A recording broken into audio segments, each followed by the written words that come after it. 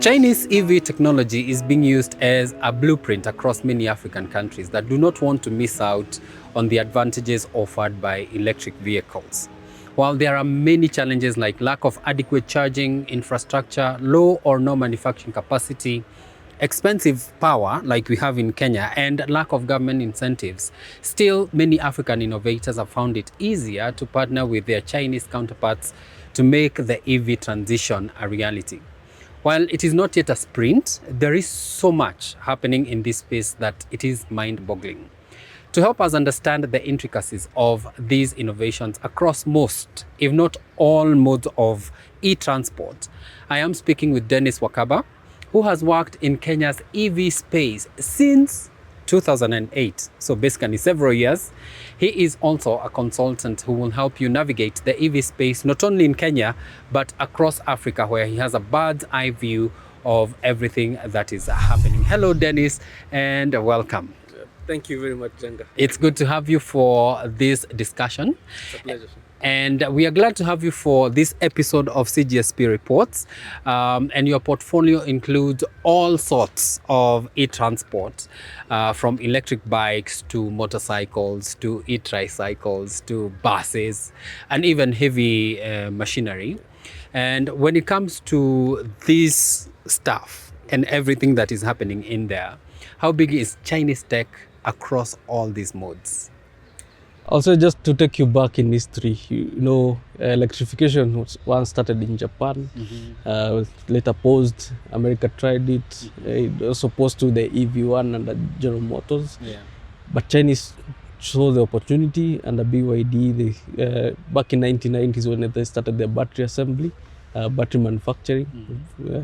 So since then, Chinese saw that there is an opportunity in electrification because the issues of emissions, the conversation were picking up very rapidly, and definitely one of the low-hanging fruit in terms of emission mitigation is mobility that is electrified.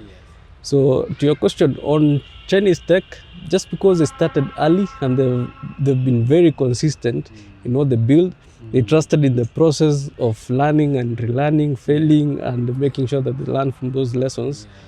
Today, they are the biggest manufacturers of electric vehicles and electric vehicle components. Yes. The market share is over 95% in batteries only. We have your big manufacturers such as CATL, BYD, EV, many manufacturers who do basically whether it's new technology blade batteries or the prismatic or the pouch batteries. All these components is what has built the global electric vehicle ecosystem. Because for you to change from an internal combustion engine to an electric vehicle, what provides you the traction is basically the battery. That power stored there to take you whether 10 or 1,000 kilometers is within that particular battery pack. Besides that, we also have motors, controllers, the high voltage harnesses, the vehicle control units and the software embedded in it. And it's also an opportunity for us in Kenya, in Africa, to look into technology and also electric mobility, because of also we are affected by the climate impact. And working forward, we need also to build our industries here. So just like China was able to send people to Germany, learn a few things, then they were able to learn and train others people who are left back home. So many Kenyans have gone to China to appreciate what development of electric vehicle means, and we have been able to source a lot, whether batteries, whether motors, controllers and all the components in the building of electric vehicles.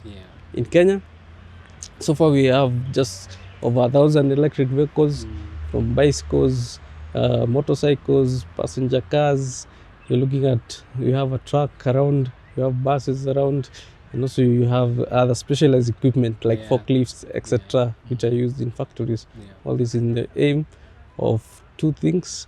First of all, is saving the climate and also saving money, because there's economics with an electric vehicle. Yes, and the beauty of it is that you have mentioned that it is playing a huge role in kind of mitigating against the effects of climate change. Right. And so my understanding that this Chinese tech is very critical for Kenya's and Africa's shift to renewable energy in mobility, right? Yeah. All right.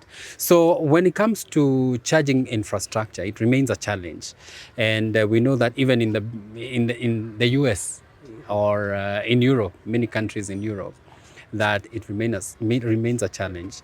And it is the same thing even for us in Kenya and in Africa, whereby you find most of the charging stations are in the big cities, in malls, and other major hubs in these cities.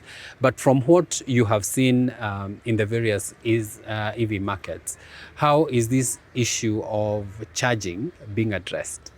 Good. You know, charging is very critical towards adoption of electric vehicles. Yeah, from the small one to the big one, including planes in future. There's this cliche of chicken and egg. Yeah, definitely. What came first? Is this the chicken or the egg? So in the case of electric vehicle, what comes first? Is this the charger or chargers or vehicle or vehicles? Yeah. So sometimes, just like we learned from other countries, what they did is basically charging infrastructure has to be there first to be able to incentivize or to encourage drivers to move or to shift to electric vehicles. Because from day one, you'll need to charge, or you'll need to fuel your car and move. Yeah. If you don't have that, then it becomes a problem. But in Kenya right now, accessibility is, we are playing clever, where we are trying to tell people, you know, it's easier because of the cost of infrastructure, which can cost north of $10,000 to do a proper DC charger that that can charge quickly. Why don't we start somewhere? Something affordable of $300, $500, charge at home. Yeah, at least that one is more accessible. So the accessibility overall is mostly dependent on AC charging, meaning either charge at home, charge at work, or charge in malls where they've deployed these low, what you call level 1 or level 2 chargers, which might also discourage other people because it takes some while to fill that car. Probably in the ranges of 3 hours to 15 hours, which is not very efficient and effective in terms of time. So ideally, what now we are doing, and in Kenya and within East Africa, we have formed associations which are helping drive the change by encouraging partnerships and collaborations when it comes to setting up of charging infrastructure. Because we understand in places like China, in places like US, Europe, what we call local governments, you know, like the state of California, in Norway, Oslo, they actually did the infrastructure or together with industry, but because of the many priorities affecting developing economies, it's very hard to convince the city county to put in money. Yeah, but we can, I know, together with them we can drive. So that's why we have to link the public sector and the private sector to work together to make sure that we even optimize location when we can put up charging infrastructure. For example, the lowest hanging fruits, you have the main corridors. We have traffic data. Me being a transport planner, I understand transportation planning in terms of data, where you can pinpoint where you need to locate chargers depending on the travel and traffic demands based on the corridors. So we start to electrify our corridors with huge intervals. I know we participated in the EPRA. EPRA is the Energy and Regulatory Authority to work on electric vehicle guidelines focusing on charging infrastructure. And the recommendation therein was to say every 50-kilometer radius we do a charging infrastructure along our trunk lines. But when you come to cities, because of the densities, find most motorcycles and bicycles are confined with very small radiuses. So even that, we want to achieve even a lower radius of every grid of a square kilometer. There is a charging We have a charging stations. But there's also one interesting issue is standards and standardization. Through the Kenya Bureau of Standards, the Technical Committee on E-Mobility, where I also sit, we were able to focus ourselves because of doing what is called good redundancy. Not to have many types of connectors. You know, your GBT connector, your CHAdeMO, you have your Type 2 and you have your CCS2. Why don't we focus on one standard like the CCS2, which is mostly used by other export market, especially for vehicles coming out of China to export markets. All of them are adapting CCS2, and that's the type of standard that we should be focusing on. So many of the players, even as an industry, we agreed to look at this combined charging system 2 in the implementation of charging infrastructure. This means if I put a charging station between Nairobi and Mombasa, even one, I don't have to put many cables of each and every type of model. Maybe now for those ones who are outside that bracket, you know, nowadays technology, again from China, has helped us with adapters. Whether programmable or just plug and play adapters. The other issue, you mentioned power is expensive, but we've managed to convince Kenya Power and EPRA that e-mobility is a low-hanging fruit when it comes to the utilization of energy, especially at night, because I'll use my car in the morning, all the way to evening, but at night when I want to go to sleep, I can plug my car, and that's time where the utilization of energy is dipping. But we call what, you can levelize that consumption by bringing in buses to charge at night, electric vehicles to charge at night, and the spinning reserves can be safe a bit, or rather the generation, the curve will be flatter a bit, also giving more revenue to the government, to Kenya Power, etc. So in line with that, we got a tariff, almost half the rate of a day tariff. Meaning that also helps encourage people to charge at night, whether at their homes, at their workplaces, if there are people translating, or even at the fast charging stations. So ideally, it is a very critical component to enable people to start shifting to electric vehicles. For example, in two-wheelers and three-wheelers, swapping has become a very popular model because of the charging speeds. But now we are seeing companies, there's one from China who's setting up with fast charging technology on the batteries. Within an hour you're topped up. But for the slower ones, we encourage battery swapping. So you leave your depleted battery, you get a fully charged one, you go, and the exchange happens in just 5 minutes, 3 minutes. And that helps to accelerate adoption by border riders, because we say time is money. Time is money, and also they need to go work immediately as soon as they charge. The other model is give the rider a charger. When you're going for lunch, you leave your border there charging, and you'll be able to kill two birds with one stone. Your vehicle is feeding, and you're also feeding. Your count full. And what I have seen with this approach of, where the batteries are being swapped for the borders, the bikes that we have around here, is that they are at petrol stations, places they have been used to. And so they just go and swap their batteries, just like they would go and refill their tanks. That's actually done on purpose, because the whole thing, whether charging or putting petrol in a tank, it's all refueling. And it's also saying and speaking to the oil-based marketers in the country that the shift has come. You should also carry this responsibility together, because you're in the business of selling energy at the end of the day. Why don't you onboard another type of energy to dispense to motorcycles, buses, etc.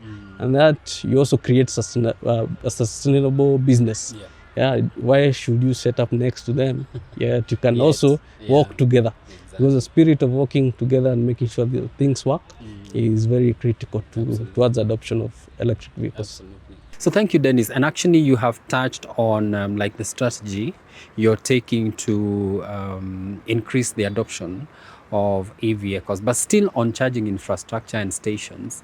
The Chinese EVs come equipped with commercial and domestic chargers. And since you're dealing with these charging stations as well, where are you sourcing these chargers from? And what is the importation process like? Is it the same way you would say the same policies for importing a car are the same policies for importing a charger? Mm-hmm. And would you say there are differences, or are they the same, or do you just import them with the vehicles? Yeah, that's a great question. On charging infrastructure, as I said, access is very critical. So you find people bringing electric vehicles will do it as a package. So as an easy way of saying this is a complete package for your office, for your home, and that helps in closing the sale much quicker. So that's one strategy. They get a small, what you call portable charger, but they also have a wall box charger. Yeah, definitely the cost in terms of, if you look at global, you find advanced technologies, you find them mostly in China. Like Shenzhen area has a lot of providers of this charging infrastructure, and definitely those are one of our top source, besides some even being acquired from Europe, etc. Then in terms of the policy of importing charging infrastructure, it's quite simple, because now you don't pay import duty on charging infrastructure. All you need to pay is VAT. Yeah, because they actually been exempted.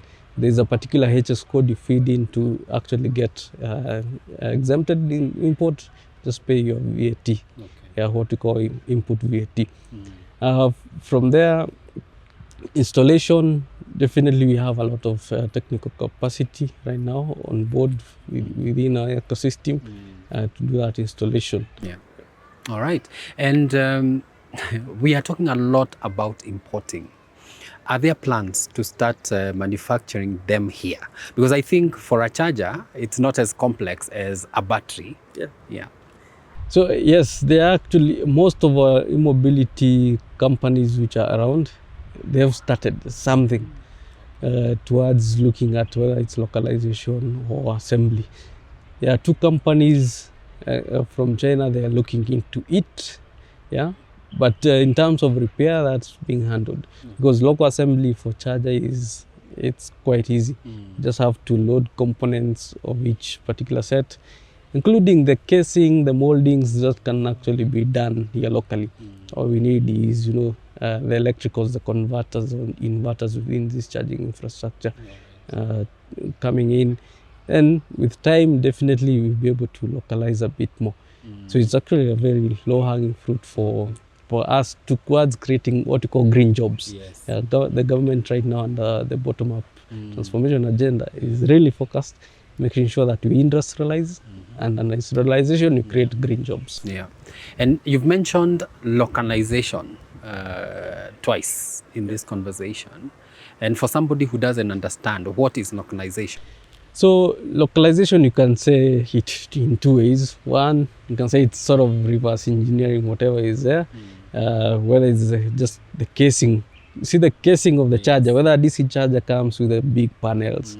Don't need to import big panels. Yes, we have aluminium, we have steel around here, you have people doing such. So basically getting an equipment to do the moldings. And with that, you create more local value chains. So local value chains is localization. The other approach in localization, you see this is how the product should look like, but you need a design improvement to Kenyanize it, to Africanize it a bit. Then you can design, because you have R&D departments within most e-mobility companies, to start looking at how they can play with the design, do the moldings, and start producing, whether it's stamping, whether it's thermoplastic forming, and those kind of technology utilization. So a number of African countries like Zimbabwe have been pushing plans and policies to start refining some of the critical minerals that they produce, like lithium, which is a critical component of EV batteries. And when these plans work, because I believe they should, they also indirectly lay the foundation for other aspects like battery manufacturing, which would enhance the role of African countries in the EV battery value chains. In addition, countries like Nigeria have already made pronouncements on such plans and even signed agreements with Chinese companies to start building manufacturing plants. The success of manufacturing would boost batteries and energy storage system. Dennis, you're also in this space, providing batteries and backup systems. Are these batteries that you're dealing with also founded on Chinese tech? And who are your customers when it comes to these batteries? All right. Even as my teacher says, the future is electric. Yeah? Yes. So definitely most of our energy sources will be focused on renewables. Okay. Yeah, for powering our homes, for fueling our cars or charging our cars, we are aiming towards renewables. And good thing in Kenya, 92% of our energy is coming from green sources. Yes. That's your solar, your hydro, your geothermal, your wind. And many other technologies that might come, like hydrogen generators and the like. So all these, sometimes you might find mini grid systems being used to serve communities that are not connected to the grid. Kenya has about over 76% connectivity, which is great. But you see, in terms of reliability of transmitting, sometimes strength might disappear along the way. So mini grids are one of the best solutions because you're able to localize power. And for you to start generating solar panels or small mini hydro, you can actually play around with the battery storage, which now, in case there is no utilization on the consumer side, you can store some of this energy in a battery storage. And when there's demand, you release it into the grid or towards the users. So most companies now, because of also the potential and reliability of power, are going towards solar and also trying to lower their cost of operations when it comes to the power issue. So whether it's home solutions, industrial solutions, people are also aggressively looking into their environmental, social goals and governance goals to make sure that they also help in tackling the climate issues that we have by going renewable. Again, I started by saying most components of electric vehicles definitely are being sourced in China, especially the batteries, the motors and controllers. For batteries, yes, we have organizations from China sourcing raw materials here, and now there has been a lot of shift in policy to look at those investors to do local value addition in Africa before shipping to the parent factory to do the final manufacturing of the batteries. So that has been a great conversation because Africa will absorb most of this technology, and so our friendship has to be value for value. Yeah. So that the cycle is very good. Yeah, when you say hi, you also say hi. Exactly. Yeah, not smear. Yeah. Exactly. So that's the kind of ecosystem and also cooperation that we are fostering. And Africa is very open to make sure that it's also electrified. Yeah. We should not be left behind. And that's our mantra, that why we need to electrify is for us also to move together with the world. Should not be consuming Euro 1 diesel vehicles, getting the local emissions, which also has impact towards our health, etc. That's true. That's true. And because these have to be imported, I want to go back to the processes. You have mentioned about the chargers and how they come in. Is it the same also for the batteries, or do the batteries come fully built and you just plug them in wherever?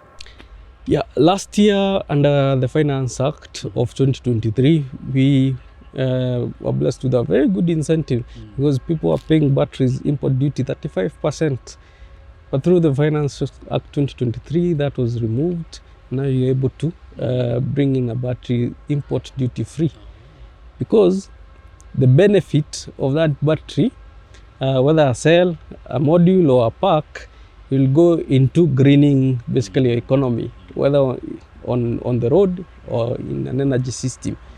So there is a benefit. The only thing again you pay is looking at the VAT, the input VAT. At least you'll also give government something to make sure that they can pay salaries and do development projects here and there.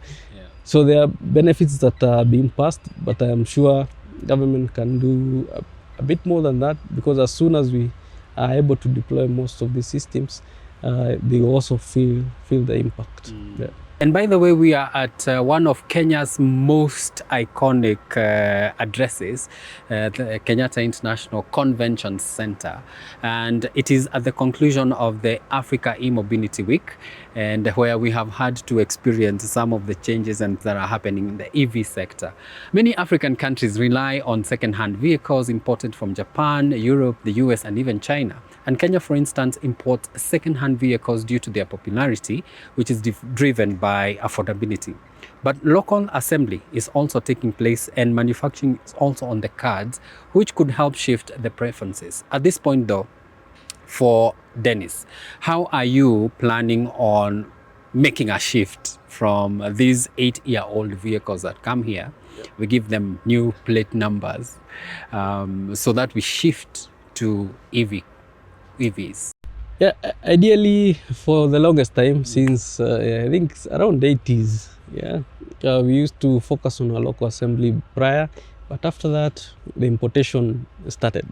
And also focused on the 8-year rule just kicked in somewhere early 2000s, through the Kenya Bureau of Standards. An 8-year car definitely has lived most of its time. And to make it worse, importing a second-hand 8-year or 7-year-old electric vehicle, which has lived most of its useful battery life. So there is a challenge there, but also a great opportunity, where today we just did our greatest parade ever. I think it's the biggest parade in Africa. We paraded motor vehicles, bicycles, even a truck, and SUVs, which are all electric. This is basically to signal a message that these things can work, they are here, you can afford them, financiers are on board, to make sure that also the accessibility of the products is very easy. So towards the cost, basically importing an electric car, you'll be paying a lot of duties. You're looking between 60 to 70% of the what you call CIF price, cost, insurance and freight, or cost and freight. So on top of that, add 70%. Definitely that makes the vehicle very expensive. So the opportunity is basically this. If you got a $20,000 car in China, FOB, and you ship it maybe $2,000, $4,000 to ship it to Kenya, then you pay import duty. That vehicle will sell it probably at 38,000 USD. But if you go and localize, or what you call do local assembly, not necessarily localizing, but local assembly, you are able to cut that duty probably to around 20%. And if you do localization, probably to 5% or 6% thereabout. So there's a lot of value addition that you can get, basically, besides creating the green jobs through the assembly, but also the opportunity of exporting these cars towards other African countries, because we have the Africa Free Trade Continental area, and you also have AGOA, all these kind of frameworks towards exportation of locally built products. So looking at the cost factor, then people are drawn towards getting second-hand because they are a bit cheaper.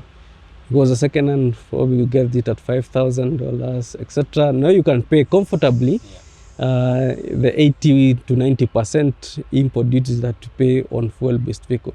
The only incentives on a fully built unit is just the excess duty, which has been reduced from either 25 to that or 35% to 10.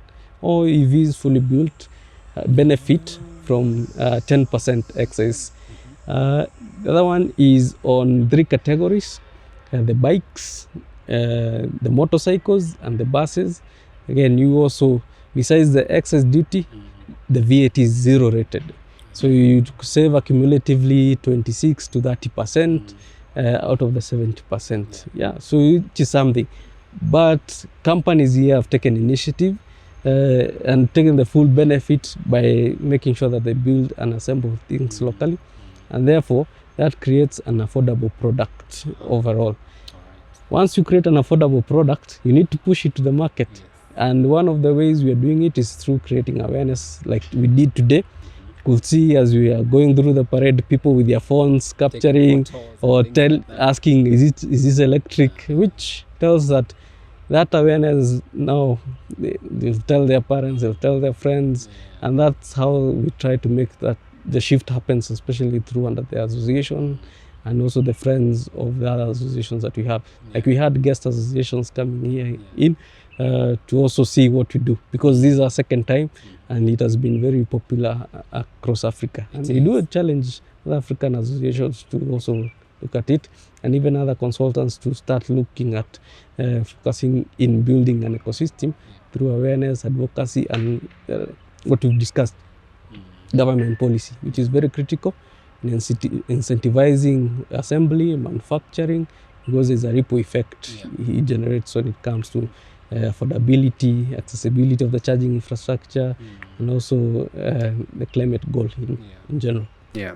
So what I've realized is that EV assembly in African countries is shaping up, and from where you sit and what you have seen and experienced, what are the most popular vehicles that are being assembled locally?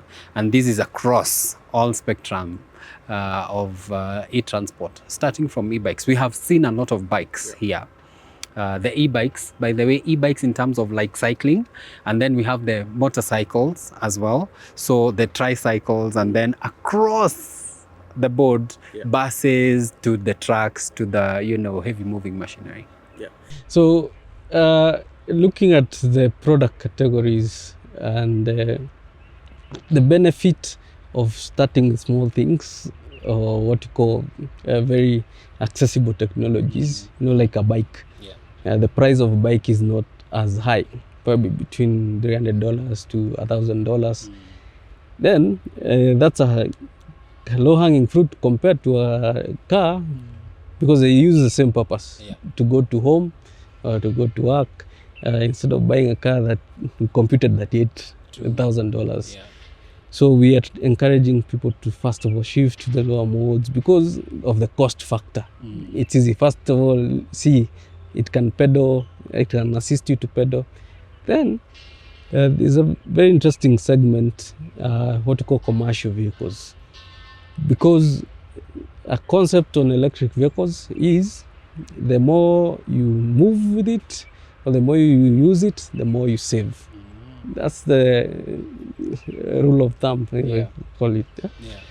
So every kilometer you move, you are saving a percentage, either between 50 to 80% of the cost that you will have used towards fueling that particular car.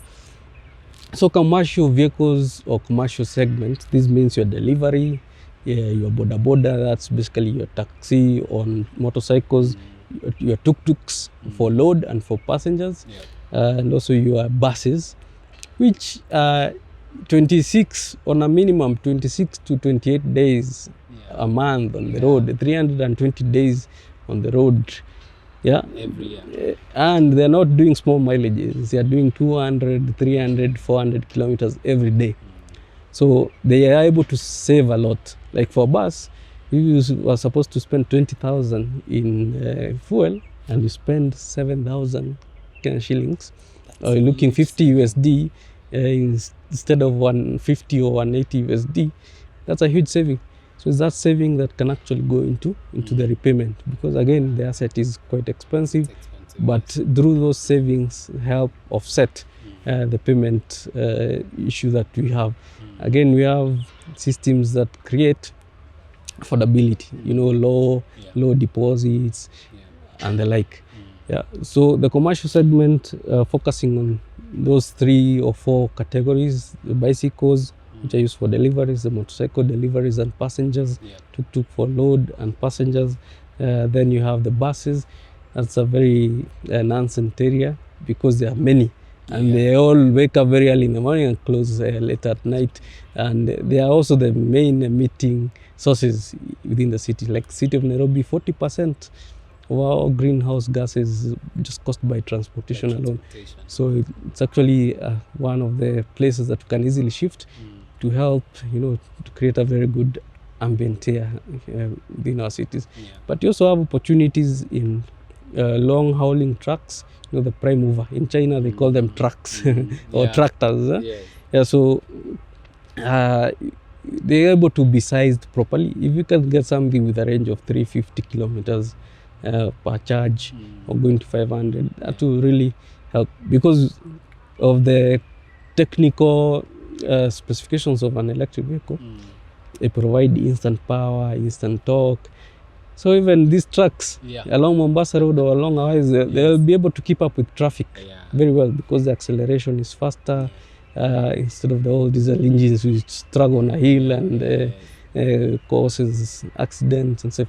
And there's also something that we've noted: electric vehicles in general Kenya tends to be more safer, because again of the trainings that we do.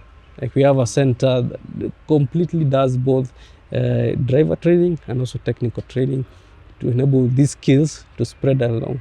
If you're a driver interested in knowing your car a little bit more, the workings, you have a training that we do now for your technicians or for even your drivers or even yourself as a owner. This helps you to treat the EV safer, and also it can give you 10 years, 20 years, depending on your. But you also have other opportunities: airport buses, planes. I think there's also a plane in Europe. There's also Xiaopang in China now launching a 4-seater. Is it a City Hope or a plane or I don't know, a drone, human drone? It's like a drone, but it's like a chopper, but like a drone, which is EV. Which is very exciting. That if you don't want to get stuck in traffic, you can always use. It's part of the personal rapid transport system that you're looking at. And again, on buses, definitely there are so many BRT systems that are being constructed across Africa. And some of them on diesel buses. Basically, we are working together with them to see how they can transition into purely electric buses. This will also help them save a lot and also help save our climate.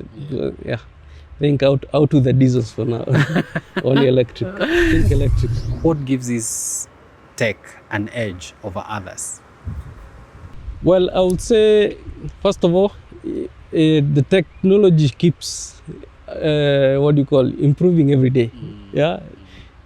The bus that was manufactured a year ago is not the same one. That is, you find things like battery density has improved or the battery cost has gone down. Those are some of the good news because we demand more range and a lower cost, which we have to make sure because we have requirements as well. I said our buses need at least 300 kilometers of range. So if you are able to get that at a good price, then most of these operators will be able to shift. So the tech essentially has been great. The good thing with the Chinese, they're very flexible. You can chat here today, it's 3 p.m., but I can chat my provider on a warranty issue, and you find they're very, very reactive. But in some areas, you have to write an email, get a response, you put on hold, you put on a waiting list. So that flexibility has actually helped so many companies who are dealing with Chinese suppliers to make business even seamless, because time again is money, and we need to make cooperations with our suppliers all over the world to be as very efficient. And again, when a new thing comes, they usually notify us, and even negotiations. Kenyans, we like to negotiate because we understand our prices need to come down because of the kind of economy we need to grow. but we also need this product because we love our environment so much towards adoption of these products. So I mean, again, what I will encourage is that this tech needs to start being developed out of Kenya, and we are able to. Kenyans are very aggressive in terms of technical aspects. Even the adoption that you saw 5 years ago, there were only 65 electric vehicles. And now? Yeah, and now we have over 4,000 electric cars. Yeah. If you include other small modes here and there, they can go up to 8,000 electric vehicles. Yeah. So ideally, we are the right space for whether it's testing and even proper deployment and even proper manufacturing. And, even under all these corporations, we need to start setting up. We have a lot of special economic zones, in Mombasa, in Naivasha, in Nairobi, now some being set up in Kisumu, Homa Bay, even Eldoret areas. There's so much opportunity, and our median age is about, 19 or 20 years? Yeah. Which we means are a very young nation. Exactly. So we have a lot to offer. And that means, by the way, more jobs. And we remember the protests that we had a while back is about the economic kind of denial, or there is a deep something. So young people are not feeling like they are getting justice in terms of employment, in terms of jobs and stuff like that. So I think the EV sector could play a huge role in ensuring that these masses are well taken care of. Because also we've gone to school, we need to see why we went to school. But in the fully built units market, competition is very stiff among Chinese companies and manufacturers, which are, churning out cars. We have seen BYD, we have seen Wulin, we have seen Neta, we have seen all this. They are all competing, Skyworth, and they are aggressively pushing these units into the African market. And from this perspective, for you, what can the stakeholders do to capitalize on this, so that even when these vehicles come to the market, we are not just buying cars that were brought because they are Chinese, but that we are getting the best deals? As I mentioned previously, most electric vehicle companies have either an operations department or a proper R&D department. And definitely what we don't encourage is technology dumping. What we're also looking at is co-developing products that are market fit. It's very important, because we don't want a vehicle to come in here, last 2 months, last 3 years, and you can do nothing with it. Yet you paid lots of money for it. So what we need to look at is the practical and economic aspects of it, and also the technical specifications that suit this particular market. And you find the driver behavior or even the operational behavior is very different. So how do you make a vehicle very robust? It's basically telling the OEMs or ODMs in China to see a local partner. Yeah, we have so many companies now set up, especially those doing local brands. There are about 28 of them. Those looking into cooperation, or rather into the space, about 48 or 50 of them just in Kenya. So if you engage them, you'll be able to get that bridge quickly, and you're able to develop a product that you are comfortable. It will perform. You won't have many recalls, warranty issues following you all over. So it's very important to have a conversation, whether with an EV consultant or whether with a local company, to work on the market fit approach. The other aspects on FBU have mentioned, taxation is quite high. Yeah, so definitely when you bring in an FBU, expect the uptake to be a little bit slower, because now not so many people can afford it, compared to if it was a locally assembled people. And again, if you have a locally assembled vehicle or product, then you also create an attachment with the local community that, well, it has been touched. It's not been touched, by interacted. We know it. I am the one who made it. Just like I used to make buses where I was. Because I have interacted with the technology, it's also very easy for me to convince communities that this is the right direction to go. And that's the thing I'm saying. So you get to benefit, you get the penetration aspect, what you call affiliate marketing sort of thing, but also marketing. multi-level. Then you also reduce on the import duties, and also you have an effect of creating more jobs. So I think FBUs are important when it comes to looking at validation, coming to test. Bring in 10 units, 20, 50 units, but above 50, just think about how to make sure that you locally manufacture, and you can even help them map where to put these particular products even across East Africa, across Africa, etc. All right. And Africa is not a country. It is not homogeneous culturally or in how the different countries engage in trade. And the reality is that Africa is very fragmented, and this hinders many aspects of trade and collaboration. However, we have seen that the Chinese are sharing their EV technology and expertise. And how can the African players in this sector take advantage of this to create and accelerate cross-border collaboration and business, even in like selling fully built units, because the end game is to have people adopt and agree that this is something good, this is something we can work with. It is working in Kenya, we can try it in Uganda because it is working in Rwanda, and Nigerians also have it. So what do you think about that? So for market entry, it's again very easy to go into a market when you have somebody who has created already, or an existing network, or extensive service centers, or even somebody who is passionate but also has the network in terms of deployment of these kind of vehicles. So as you mentioned, there has to be sort of a cooperation. As I mentioned before also, there are existing companies also you can cooperate and integrate to make sure that you can be able to push products, also do some advisory tweaking of some settings. Softwares might be different. Like here we'll have a lot of our English. We have a Confucius Institute here, but not everybody has gone there. Not everybody is confused. So ideally there are things that a corporation has to sort out, including what I spoke about, market fit, making sure that the vehicle can work in this market.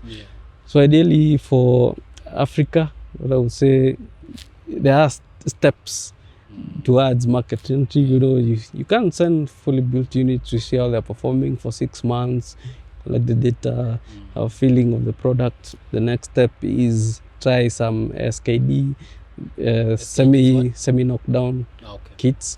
It's just removing simple things. And the next level, escalate it now to CKD, completely knockdown units. And moving after that is basically localization. Say no, we are not importing shock absorbers. We have somebody doing locally. There are filters. There are people doing leaf springs. There are people doing harnesses. There are people doing. See, that's what localization is: identifying component suppliers within the local ecosystem, either within Kenya or within Africa, so that we also try to go together. Improve the marketability, or also us. Probably you can be as good as in terms of vehicle control units, programming, and harnesses, to be able to provide even other manufacturers back in China. As the ship is coming with vehicles and components, it also leaves with something that is also technology based, not only the agricultural bit. So there is so much opportunities of collaboration. Also looking at the same ODMs to bring in equipment, whether it's for stamping, for molding, for cutting. Even the technical training itself is very useful to help people understand the metrics and the technologies within this vehicle. And then you will have a powerful skill force to run your whole entity if you do that localization at the CKD level upwards. All right. And I think most of the stuff that I have heard, we spoke with Pixie's founder last week. I spoke with a taxi driver from Neta, who got a car from Neta, and now we have spoken.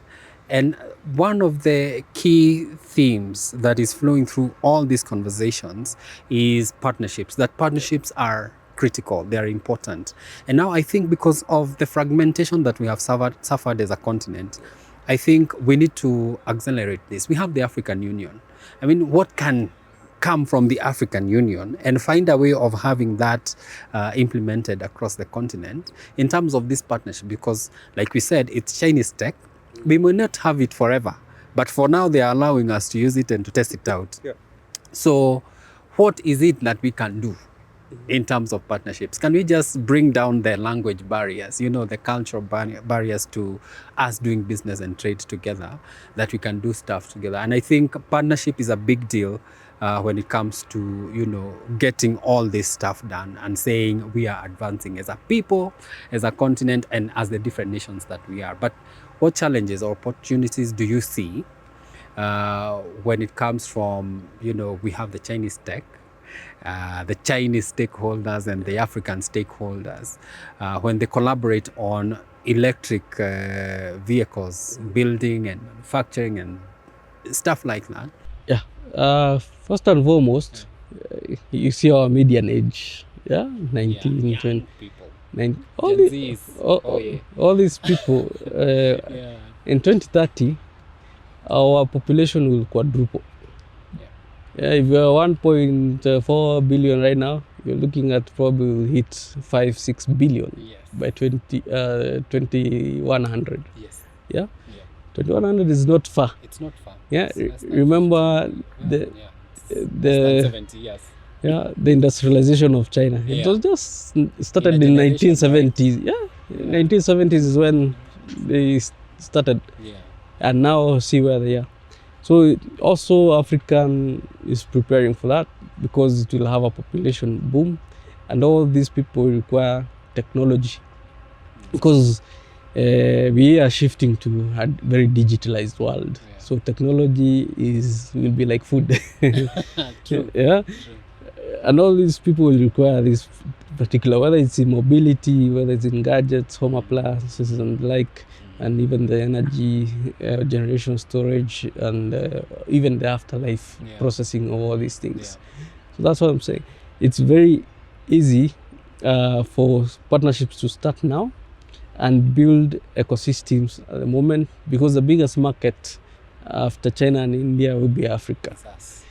And those will get in first, definitely will have leverage in terms of confidence, product confidence, and also market penetration. So ideally, this is the time. If you have products that you can set up here, then we develop together towards looking into the future, then 100% time is now. Additionally, also, together with the population growth, there's urbanization, there's a lot of needs in mobility. And within mobility, there's also this need of making sure that we mitigate our emissions. So there is something we have called the Africa Green Industrialization Initiative, and definitely the government is looking for funds. So OEMs, partners, donors can put in a fund towards helping most of these African countries, mostly Kenya, to work on a framework towards industrialization. We need to start manufacturing electric vehicles here very soon. Battery, we can start with assembly, or the cells into packs, modules, programming them, putting BMS, battery management systems, and moving them. But also looking at what other countries have done. We have a mineral value chain in Africa. Zimbabwe has lithium, we have South Africa, Zambia, Kenya, and many other countries. You have copper, you have things like nickel, coltan, cobalt, aluminium. You have a lot of sodium. You're looking at sodium ion batteries and the like. So we have the minerals. How do we start now putting more value within Africa? Then that will also help, because our labor, I'm sure, is way cheaper than in China. We can also be producing markets towards sending that to China. And these kind of cooperations will help build each other together because all we need is a better world, a Yes. successful world. We know we have our geopolitics, we have everybody wants to flex, but the main mission of a human being is for basically better life. So Better together. better together. Yeah. Really, yeah. Absolutely. And you've mentioned geopolitics. I don't know if you read my mind, but you remember what happened in China like 2 weeks ago. The FOCAC was taking place, and energy transition was a major conversation at the summit. And so, how do you see this and similar conversations shaping EV adoption and every other activity within the EV space, not just in Kenya, but across the African continent? Yeah, I think there is an immediate focus area which can include renewables. We have opportunities in mini grids and microgrids, energy storage definitely as part of the industrialization agenda on the green side, but also on the mobility side. You understand China right now, there's so many factories. And even the CEO of, was it NEO, who say that there will be a bloodbath. Well, we saw several companies definitely closing down. But if those companies have started focusing on external markets, what you call export markets, then probably they will have a saving grace. Yeah, and that's what we're telling, because there's sort of saturation, the adoption is sort of slowing down. Definitely there was that accelerating phase. Now the kink and the tipping point has come, where you either have the demand, not demand and supply being a little bit skewed on each other. Therefore, there is more supply and less demand. So countries in Africa definitely can absorb this technology, but with the factors that I mentioned before. How can you also be a win-win cooperation? Come in, do the kits, bring them, start assembling, start passing on the technology, because all these industries, this cooperation, definitely we are bringing up a very bigger industry and also bigger market. It's basically an expansion of your own market. So whether it's SUV, passenger cars, trucks, buses, motorcycles, which I highly encourage, never ship fully built motorcycle ever. Those are the easiest things to do on CKD and even localizing, because it has been done. But I can guarantee you the best motorcycles are actually being done here in Kenya. Everybody is looking at it and benchmarking, going back to China and seeing what can we do. So basically there's a lot of actually learning that the rest of the world, including China, can do from African countries, and Kenya is an example. Because most motorcycles here, in totality, probably we've covered more than 200 million kilometers. Yeah, that's huge. In one company alone, I think they are above 20 million kilometers. So the data is there, the experience is there, we know what has worked, what has failed. It's very easy now, from the previous question, to integrate and cooperate in product development and product market fit approaches. So the focus should be, how do you build Africa together and move forward? The EV space is interesting to watch as countries progress towards fully adopting electric mobility. With Dennis here and all other stakeholders in this sector, we can only watch as the innovations unfold. And the steps to watch out for are government policies, you have mentioned that, incentives, and the development of EV clusters experimenting all over the continent. So thank you so much, Dennis, for allowing us and giving us your time. Thank you very much for having me. It's been a very, very long conversation today, but I really do appreciate and wish you all the best, even in this space that you're in, helping us with the consultancy. And by the way, if you need anything EV anywhere on this continent, this is your go-to guy. Dennis Wakaba is an EV consultant in Nairobi, Kenya, and we do appreciate once again. And to you, our fans, thank you for watching another edition of CGSP Reports. If you have any comments regarding this or any other show, please start the conversation below and we'll be happy to engage. Also, if you're not already a member, please subscribe, like, and share to make this engagement more interesting. By subscribing, you are assured not to miss all the great programming that CGSP produces. My name is Njenga Hakina, the Africa Climate Editor at CGSP. It's always a pleasure having you, and see you again soon.